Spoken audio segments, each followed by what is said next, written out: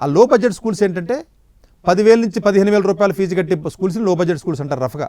Exact number అయితే చెప్తున్నాను, ఒక ఐడియా గురించి. 10,000-15,000 అనుకోండి, పోనీ 20,000 అనుకోండి, 15,000. వీళ్ళు స్టేట్ సిలబస్ రన్ చేస్తారు, గవర్నమెంట్ స్కూల్ కంటే కొంచెం బెటర్గా రన్ చేస్తారు. ఈ ట్రెడిషనల్ సిబిఎస్ఈ స్కూల్స్ కంటే తక్కువ రన్ చేస్తారు.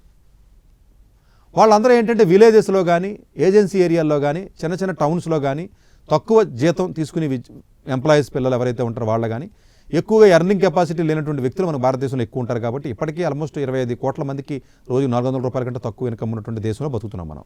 80 కోట్ల మంది బిలో పవర్టీ లైన్ ఉందని గవర్నమెంట్ అఫీషియల్గా చెప్పింది. సో ఆబ్వియస్గా గవర్నమెంట్ స్కూల్గా పంపలేకపోతున్నాడు పాపం భయపడి. ప్రైవేట్ స్కూల్గా, సిబిఎస్ఈ స్కూల్కి, డిపిఎస్కి పంపలేడు. ఇంకా మధ్యలో ఉన్న కేటగిరీ స్కూలే లో బడ్జెట్ ప్రైవేట్ స్కూల్. జనరల్గా స్టేట్ బోర్డు సిలబసే ఉంటుంది, అదో కేటగిరీ.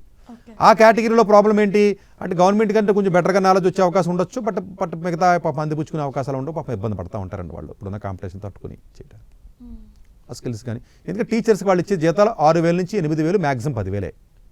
మీ దగ్గర ఫీజే 15,000 తీసుకుంటున్నాడు కదండి, వాడేం చేస్తారు పాపం అండి? ఫీజే తక్కువ కదండి, అంతే 6,000, 8,000, 10,000 ఇస్తారు. ఆ 10,000 చుట్టుపక్కల ఉన్నవాళ్ళు ఎవరైనా ఉంటే, ఆ బీఏలో, బీకామ్లో, బీఎస్సీలో చదువుకునే ఎవరైనా ఉంటే, ఆ ఖాళీగా ఉన్నవాళ్ళు వచ్చేది ఉద్యోగం చేస్తారు అక్కడ. సరే, అది అలా నడుస్తూ ఉంటుంది బండి, అది పక్కన పెట్టండి.